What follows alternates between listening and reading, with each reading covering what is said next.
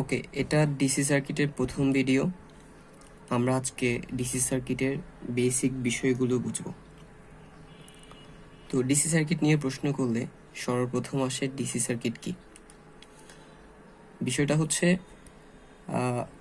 যেই সার্কিটে কোনো ডিসি সোর্স দিয়ে যদি সাপ্লাই দেওয়া হয়, যেমন এটা একটা সার্কিট, এখানে আমরা ধরে নিলাম এই যে এটা হচ্ছে একটা ডিসি সোর্স, ঠিক আছে। যেমন ব্যাটারি, ঠিক আছে, এটাকে আমরা ধরে নিলাম একটা ব্যাটারি যেটা একটা ডিসি সোর্স।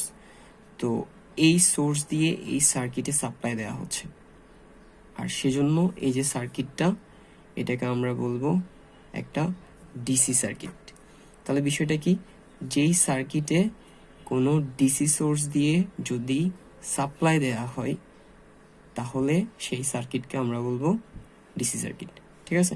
এখানে এটা প্লাস টার্মিনাল, এটা মাইনাস টার্মিনাল, প্লাস টার্মিনাল থেকে কারেন্ট বের হচ্ছে, এই কন্ডাক্টর বা তারটা দিয়ে যাচ্ছে, এটা একটা লাইট জ্বলে যখন কারেন্ট এই লাইটটা দিয়ে ক্রস করে, আবার নেগেটিভ প্রান্তে কারেন্ট ব্যাটারিতে ফিরে চলে আসে।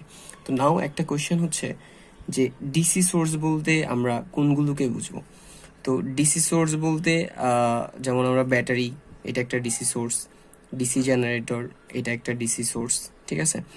তো সংজ্ঞার কথা যদি বলি, ডিসি সোর্স কোনগুলো? ডিসি সোর্স হচ্ছে সেই সোর্সগুলো যেই সোর্সগুলো ডিসি কারেন্ট সাপ্লাই দিবে, ঠিক আছে। তাহলে ডিসি সোর্স কোনগুলো? ডিসি সোর্স হচ্ছে সেই সোর্সগুলো যারা ডিসি কারেন্ট সাপ্লাই দিবে, ঠিক আছে। না তাহলে এবার প্রশ্ন আসতেই পারে যে ডিসি কারেন্ট আবার কি। তো আমরা ডিসি কারেন্ট বোঝার জন্য এই যে গ্রাফটা আছে এটার হেল্প নিব। এখানে এক্স অ্যাক্সিসে আমরা নিলাম সময়, আর ওয়াই অ্যাক্সিসে নিলাম কারেন্ট, ঠিক আছে। কারেন্টকে যে আমরা আই দিয়ে প্রকাশ করা হয় কারেন্টকে, তারপরে কারেন্টের একক হচ্ছে অ্যাম্পিয়ার, ঠিক আছে। আর ওখানে যে টাইমটা সেটাকে আমরা সেকেন্ডে নিলাম, ঠিক আছে। তো দেখা যাচ্ছে এখানে যখন সময় 0 তখন কারেন্টের পরিমাণ যখন সময়টা বেড়ে 1 সেকেন্ড হলো তখনও কারেন্টের পরিমাণটা হতো, দ্যাট ইজ 3 অ্যাম্পিয়ার, ঠিক আছে।